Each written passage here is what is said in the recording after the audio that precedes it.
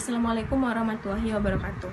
Saya Yoselia dari jurusan Ilmu Komunikasi UIN Huska Riau akan menjawab pertanyaan dari Bapak Yanto selaku penguji ujian komprehensif bagian keahlian prodi. Untuk pertanyaan pertama yaitu apa kompetensi yang harus dimiliki oleh mahasiswa komunikasi? Kompetensi yang harus dimiliki oleh mahasiswa komunikasi yang paling utama tentu saja yaitu public speaking. Dalam public speaking ini terdapat kemampuan berbicara. Yang mana kemampuan berbicara ini berkaitan erat dengan pemilihan kata yang digunakan, nada bicara, dan intonasi yang digunakan pada saat berbicara. Dan tidak lupa untuk mengetahui bagaimana lawan bicara kita. Karena sebagai komunikator, kita harus menyesuaikan gaya komunikasi kita dengan komunikan. Dan hal-hal tersebut ditunjang dengan kemampuan berbahasa tubuh. Bahasa tubuh sendiri merupakan komunikasi nonverbal untuk menunjang komunikasi verbal ini.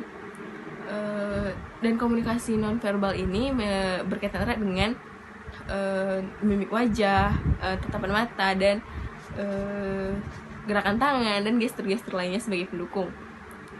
Selanjutnya yaitu kemampuan menulis. Untuk kemampuan menulis sendiri itu merupakan kemampuan yang cukup kompleks karena untuk menulis kita harus berhati-hati agar tidak terjadinya multitask. Baiklah, untuk pertanyaan kedua yaitu kompetensi apa yang harus dimiliki oleh mahasiswa sesuai dengan konsentrasinya masing-masing.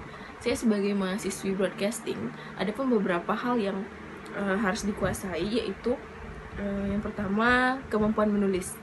Menulis di sini dipergunakan untuk menulis naskah seperti naskah iklan, naskah wawancara, naskah produksi siaran TV ataupun produksi siaran radio.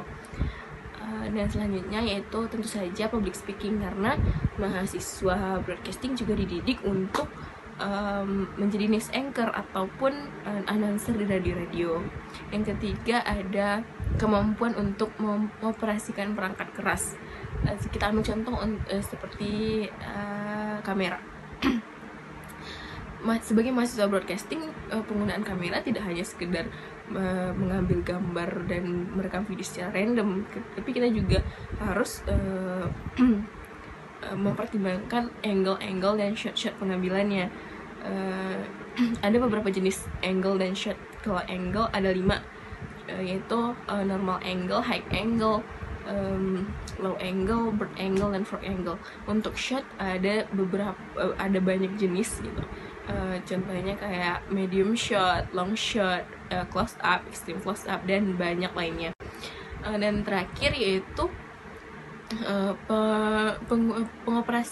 kemampuan untuk mengoperasikan perangkat lunak. Karena mahasiswa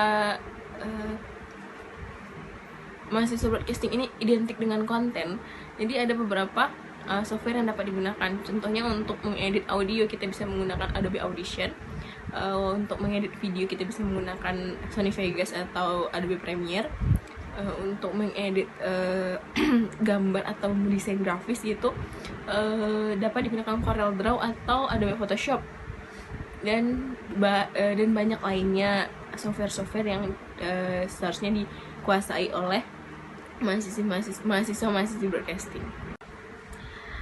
Yang terakhir yaitu pertanyaan tentang prospek bidang pekerjaan untuk mahasiswa komunikasi.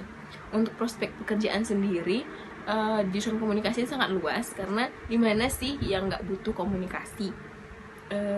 Adapun contohnya seperti humas, seperti jurnalis, wartawan, penulis, media planner, IO, dan lain-lain sebagainya. Dan untuk broadcasting sendiri, kita bisa jadi YouTuber, jadi produser, sutradara, penulis naskah, jadi news anchor, announcer, music director, YouTuber, dan lain-lain sebagainya yang berkaitan dengan media. Sekian pemaparan dari saya. Salah dan kurangnya saya mohon maaf. Terima kasih kepada Pak Yanto sebagai penguji saya. Akhir kata, Assalamualaikum warahmatullahi wabarakatuh.